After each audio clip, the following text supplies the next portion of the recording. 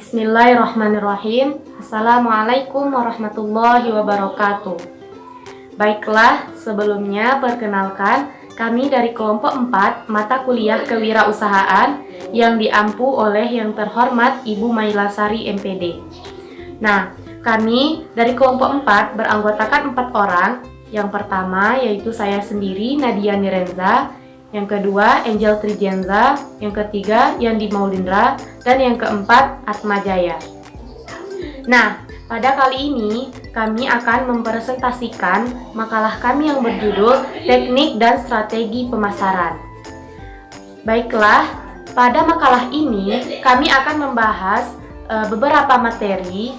Yang pertama yaitu mengenai pengertian dari teknik pemasaran. Yang kedua, cara-cara atau teknik-teknik dalam melakukan pemasaran. Yang ketiga, pengertian dari strategi pemasaran. Yang keempat, unsur-unsur pemasaran. Yang kelima, yaitu prinsip-prinsip dari strategi pemasaran. Dan yang keenam, program penjualan. Oke, baiklah. Kali ini untuk materi pertama akan dibahas oleh saya sendiri. Baiklah, kita akan bahas bagian yang A, yaitu pengertian dari teknik pemasaran. Teknik pemasaran itu terdiri dari dua kata, yaitu teknik dan pemasaran. Nah, sebelum kita menjelaskan pengertian teknik pemasaran, terlebih dahulu kita harus mengetahui apa yang dimaksud dengan teknik dan apa yang dimaksud dengan pemasaran. Nah, teknik itu merupakan suatu sistem atau metode yang dirancang untuk menyelesaikan atau mengerjakan sesuatu pekerjaan. Nah, dengan kata lain, teknik ini merupakan suatu cara atau prosedur yang digunakan seseorang untuk melakukan sesuatu dengan cepat dan berhasil. Nah, setelah kita mengetahui apa definisi dari teknik, kita lanjut pada pemasaran. Nah, pemasaran ini sering disamakan dengan istilah penjualan, perdagangan, dan pendistribusian. Namun menurut William J. Stanson, pengertian dari pemasaran ini merupakan sistem keseluruhan dari kegiatan usaha yang ditujukan untuk merencanakan, mencantumkan harga, mempromosikan, dan mendistribusikan suatu barang atau jasa untuk memuaskan pembeli. Nah, kita telah mengetahui pengertian dari teknik, yaitu merupakan suatu cara atau metode. Kemudian pemasaran itu merupakan sistem keseluruhan dari kegiatan usaha, seperti yang telah saya jelaskan tadi. Jadi dapat kita tarik kesimpulan bahwa pengertian dari teknik pemasaran ini merupakan langkah-langkah atau cara-cara yang dilakukan seseorang dalam melakukan penjualan suatu produk, barang, atau jasa. Nah, sederhananya pengertian dari teknik pemasaran ini merupakan segala sesuatu yang dilakukan seseorang untuk membawa bisnis atau meningkatkan visibilitas atau kejelasan dan reputasi atau nama baik suatu perusahaan. Setelah kita sambung bagian yang B, yaitu cara-cara dalam melakukan teknik pemasaran. Terdapat beberapa cara dalam melakukan teknik pemasaran. Tujuannya agar teknik pemasaran itu tidak dilakukan dengan cara yang biasa, sehingga dapat meningkatkan potensi penjualan. Nah, ada beberapa teknik pemasaran. Yang pertama yaitu membangun jaringan. Membangun jaringan ini bisa dengan kerjasama dengan badan-badan perorangan atau badan-badan usaha lainnya untuk memasarkan hasil produksi. Nah, yang kedua yaitu supplier. Supplier, proses ini dilakukan oleh perusahaan dengan melakukan pemasaran produk perusahaan langsung. Contohnya, yaitu perusahaan kerjasama dengan agen-agen yang ditunjuk oleh perusahaan sebagai pemasar produk dari perusahaan pemroduksi. Nah, yang ketiga yaitu melakukan segmentasi pasar. Melakukan segmentasi pasar ini merupakan teknik pemasaran dengan cara mengelompokkan pasar sesuai dengan jenis kelamin, usia, dan wilayah agar dapat membuat promosi menjadi tepat sasaran. Nah, tujuannya itu untuk menciptakan produk menjadi pemenang dalam kompetisi bisnis dan juga bisa menguasai bangsa pasar. Yang keempat yaitu perencanaan produk. Perencanaan produk ini bisa meliputi detail produk yang terperinci seperti pemberian merek produk, kemudian cara pengemasan, kemudian serta persediaan produk. Nah, pengenalan produk ini dapat dilakukan dengan perencanaan produk yang berbeda dari produk lainnya. Bisa berupa pengemasan yang lebih menarik agar dapat menarik perhatian konsumen. Kemudian yang kelima, yaitu penetapan harga yang sesuai. Nah, untuk penetapan harga produk ini bisa kita sesuaikan dengan kualitas produk. Sebenarnya konsumen itu juga akan suka dengan harga yang murah, namun konsumen juga akan melihat kualitas dari satu barang tersebut. Nah, jadi jangan ragu-ragu untuk menentukan harga atau menentukan harga yang mahal selama kualitasnya itu terjamin. Kemudian pendistribusian. Yang keenam yaitu pendistribusian. Nah, distribusi ini merupakan upaya memperlancar dan mempermudah proses penyampaian barang dan jasa dari produsen ke konsumen. Nah, melakukan distribusi ini bisa menjalin kemitraan dengan para agen dan distributor agar produk sampai ke tangan konsumen akhir. Baiklah, selanjutnya yang ketujuh yaitu promosi. Promosi ini merupakan suatu hal yang terpenting dalam teknik pemasaran. Tujuannya agar produk yang kita buat itu dapat dikenali oleh banyak orang. Semakin banyak kita melakukan promosi, maka potensi untuk meningkatkan penjualan pun akan semakin tinggi. Nah, promosi itu bisa kita lakukan di media sosial maupun secara konvensional. Selanjutnya, yang ke-8 yaitu penggunaan sosial media. Nah, penggunaan sosial media ini juga sama halnya seperti promosi. Untuk meningkatkan atau supaya produk kita itu dapat dikenali oleh banyak orang. Kemudian yang ke-9 yaitu promosi melalui mulut ke mulut atau word of mouth, sering disingkat dengan atau biasa disingkat dengan WOM. Nah, promosi melalui mulut ke mulut ini juga merupakan cara yang cukup efektif dilakukan untuk promosi. Dari dulu, orang juga telah terbiasa melakukan promosi melalui mulut ke mulut. Tetapi, promosi melalui mulut ke mulut atau WOM ini itu harus disertakan dengan memiliki produk branding. Selanjutnya, yang ke-10 yaitu penciptaan produk branding. Nah, penciptaan produk branding ini yaitu untuk membuat sebuah produk memiliki harga jual atau nilai beli yang tinggi dengan penciptaan image yang baik terhadap konsumen atau terhadap produk tersebut. Kemudian yang ke-11 yaitu pemberian insentif sebagai media promosi. Ini masih berkaitan dengan promosi. Nah, terkadang suatu proses penjualan atau pemasaran ini kita perlu adanya pihak ketiga seperti reseller, distributor, atau promotor. Nah, kita bisa memberikan insentif kepada mereka karena telah meningkatkan hasil penjualan. Kemudian insentif ini juga bisa kita berikan kepada konsumen yang membeli produk kita yang telah membeli produk kita dalam jumlah yang banyak. Kenapa? Karena ketika kita memberikan insentif kepada mereka, itu mereka akan merasa senang dan akan merasa kita hargai. Nah, jadi itu akan timbul ikatan emosional antara produsen dan konsumen. Ketika telah timbul ikatan emosional, maka si konsumen tadi akan tidak akan berpindah tidak pindah ke produk yang lain lagi. Nah, itu merupakan cara teknik pemasaran dengan cara pemberian insentif. Kemudian yang terakhir, yang ke-12 yaitu memberikan potongan harga atau diskon. Nah, ini juga merupakan salah satu bentuk promosi.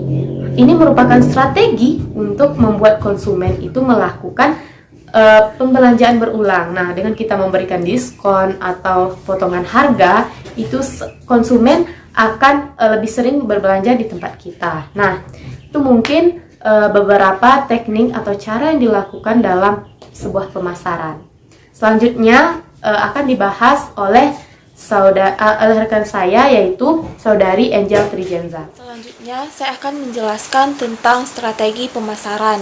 Strategi pemasaran yaitu sebagai serangkaian upaya yang dilakukan oleh perusahaan dalam rangka mencapai tujuan tertentu. Maksudnya di sini strategi pemasaran adalah upaya untuk memasarkan suatu produk, apakah itu barang atau jasa, menggunakan pola rencana dan taktik tertentu sehingga jumlah penjualan menjadi lebih tinggi. Di sini juga ada unsur-unsur pemasaran. Yang pertama ada segmentasi pasar, dan yang kedua ada targeting, yang ketiga ada positioning. Yang dimaksud dengan segmentasi pasar yaitu tindakan mengidentifikasi dan membentuk kelompok pembeli atau konsumen secara terpisah. Masing-masing konsumen dibedakan menurut karakteristik kebutuhan produk dan bauran pemasaran tersendiri. Maksudnya di sini dapat kita artikan sebagai segmentasi pasar itu yaitu market segmentation. Pasar terdiri dari berbagai tipe konsumen, produk, dan kebutuhan, sehingga pemasaran harus menentukan segmen mana yang menawarkan kesempatan terbaik untuk mencapai tujuan perusahaan. Konsumen dapat dikelompokkan dan dilayani dengan berbagai cara, berdasarkan faktor geografis, demografis, dan sebagainya. Dan yang kedua ada targeting, yaitu tindakan memilih satu atau lebih segmen yang akan dimasuki. Maksudnya di sini yaitu penetapan target pasar. Penetapan target pasar sasaran terdiri dari evaluasi setiap daya tarik segmen pasar dan pemilihan satu atau lebih segmen untuk dimasuki. Sebuah perusahaan harus menetapkan segmen sasaran sehingga dapat menciptakan nilai konsumen paling besar dan mempertahankan dalam waktu yang lama. Yang ketiga ada positioning, yaitu menetapkan posisi pasar. Tujuannya adalah untuk membangun dan mengkomunikasikan keunggulan produk yang ada di pasar kepada konsumen. Maksudnya di sini yaitu menetapkan posisi pasar adalah mengatur sebuah produk agar mendapatkan tempat yang jelas, dapat dibedakan dan diharapkan secara relatif terhadap produk pesaing yang diharapkan konsumen sasaran. Dan selanjutnya ada unsur taktik persaingan. Yang pertama ada diferensiasi, yaitu pembeda antara produk sendiri dengan produk orang lain. Maksudnya di sini ada pembeda antara produk kita sendiri dengan produk orang lain yang bisa menjadikan produk kita sebagai produk unggulan atau produk yang berbeda dengan orang lain yang memiliki ciri khas tersendiri atau daya tarik tersendiri sehingga konsumen dapat tertarik dengan produk kita.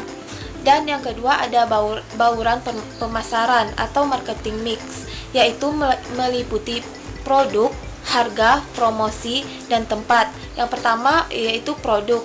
Produk itu segala sesuatu yang memiliki nilai di pasar sasaran dan bermanfaat serta kepuasan dalam bentuk barang dan jasa. Strategi penentuan produk ini meliputi penentuan logo atau moto produk, menciptakan merek, menciptakan kemasan, dan keputusan label. Selanjutnya ada harga.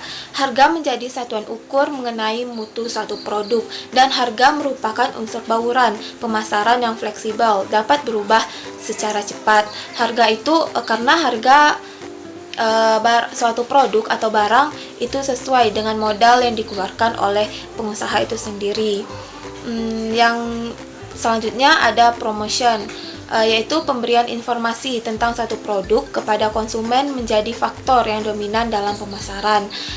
Agar konsumen, maksudnya di sini agar konsumen mengetahui informasi-informasi yang ada di dalam produk kita, agar konsumen tertarik kepada produk kita. Yang selanjutnya ada place atau tempat yang strategi, yaitu maksudnya di sini kita harus mencari tempat yang strategi. Yang sangat penting dalam pemasaran itu mendistribusikan produk kepada konsumen. Jadi di sini yang dimaksud dengan tempat yang strategis yaitu tempat yang dimana cocok untuk produk yang kita pasarkan. Misalnya di tempat yang ramai di pasar, atau sesuai dengan yang dicari oleh konsumen kita. Selanjutnya ada unsur nilai pemasaran, yaitu merek atau brand. Merek atau brand itu adalah nama, cermin, tanda, simbol, desain, atau kombinasi dari semuanya yang ditunjukkan untuk mengidentifikasi produk kita sendiri. Dengan atau merek atau brand itu adalah untuk membedakan produk kita dengan produk orang lain.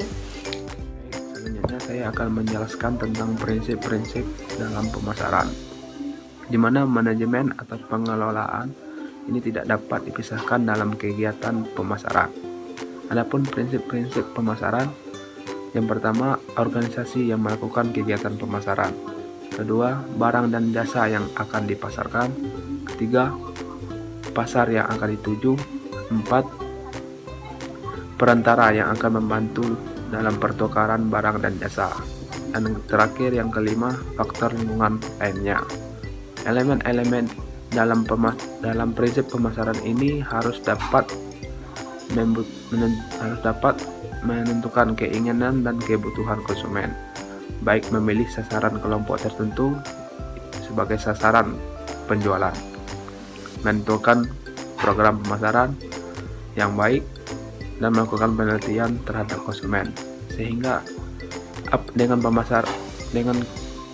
kegiatan pemasaran yang terkoordinir akan dapat memberikan kepuasan terhadap semua pihak. Baiklah, saya akan menjelaskan yang bagian F, yaitu program penjualan.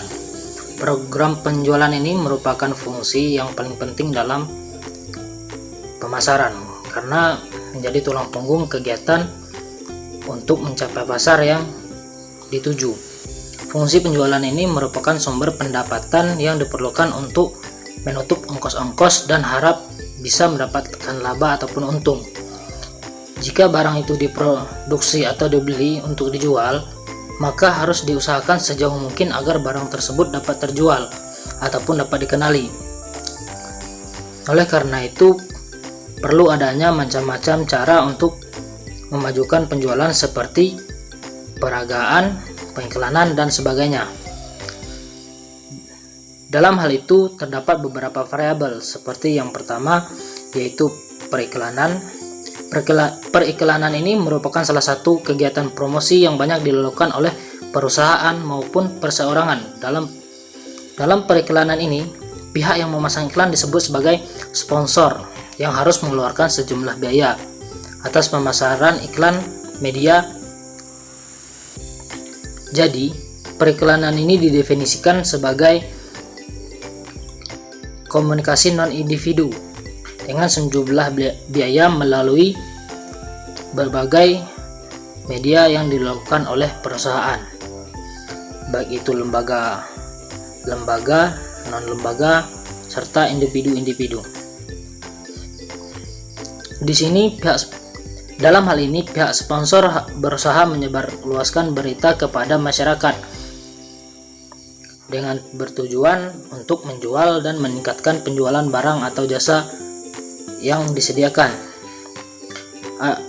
Adanya kegiatan ini sering mengakibatkan terjadinya penjualan dengan segera, meskipun banyak juga penjualan yang baru terjadi yang pada waktu mendatang. Tujuan lain dari pengiklanan ini adalah untuk mendukung program personal selling dan kegiatan promosi yang lainnya. Dan yang kedua, untuk mencapai orang-orang yang tidak dapat dicapai. Dan yang ketiga yaitu mengadakan hubungan antara penyalur, misalnya dengan mencantumkan nama, alamat, dan lain sebagainya. Dan yang terakhir yaitu memasuki daerah pemasaran atau mengiklankan ke pelanggan baru.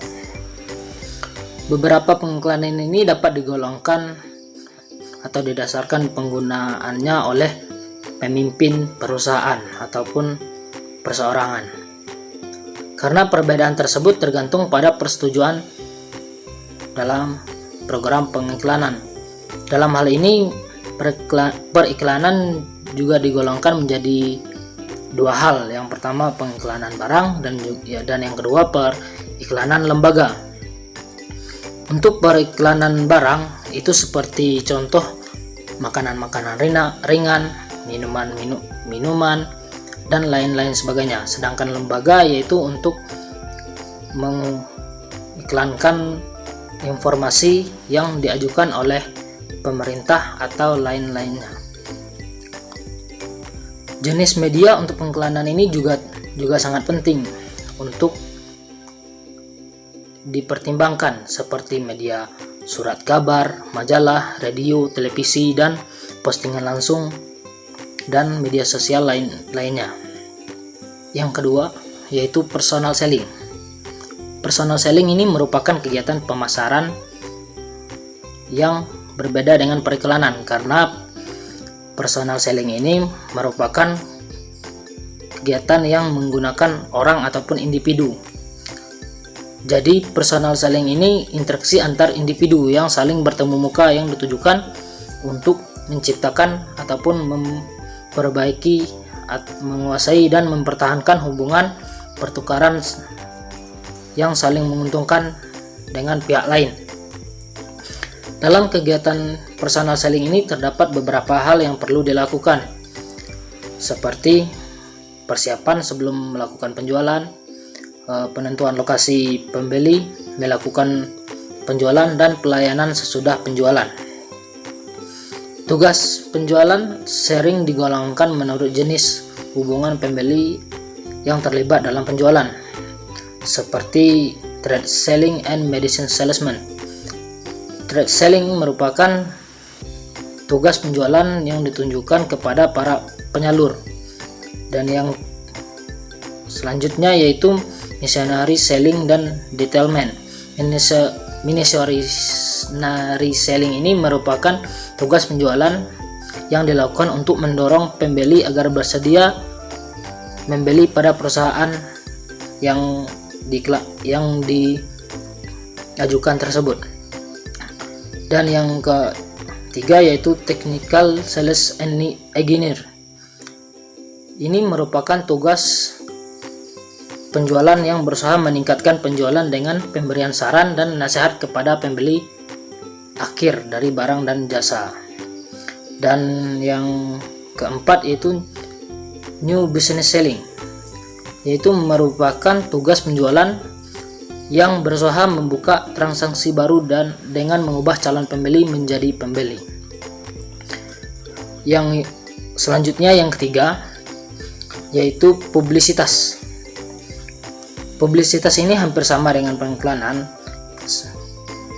Publisitas ini merupakan salah satu kegiatan pemasaran yang dilalui media. Namun informasi tercantum bukan berupa iklan, tetapi berupa berita. Berikutnya yang ketiga yaitu publisitas. Hampir sama dengan pengiklanan, publisitas ini merupakan salah satu kegiatan pemasaran yang dilalui melalui media. Namun informasi yang tercantum bukan merupakan iklan, tetapi merupakan sebuah berita. Hal ini sering kita jumpai pada media-media seperti surat kabar, majalah, televisi, dan lain sebagainya. Biasanya individu atau lembaga yang dipublikasikan tidak mengeluarkan sejumlah biaya dan tidak dapat menguasai pemberitaan tersebut. Dan yang keempat yaitu promosi penjualan. Promosi penjualan ini merupakan istilah yang berbeda dengan istilah promosi, meskipun sama-sama menggunakan kata promosi. Promosi penjualan ini hanya merupakan suatu kegiatan dalam pemasaran. Dalam promosi penjualan ini, perusahaan menggunakan alat-alat seperti peragaan, pameran, demonstrasi, hadiah, contoh barang, dan lain sebagainya. Jadi kegiatan tersebut dapat digunakan untuk mendukung kegiatan pemasaran yang lain.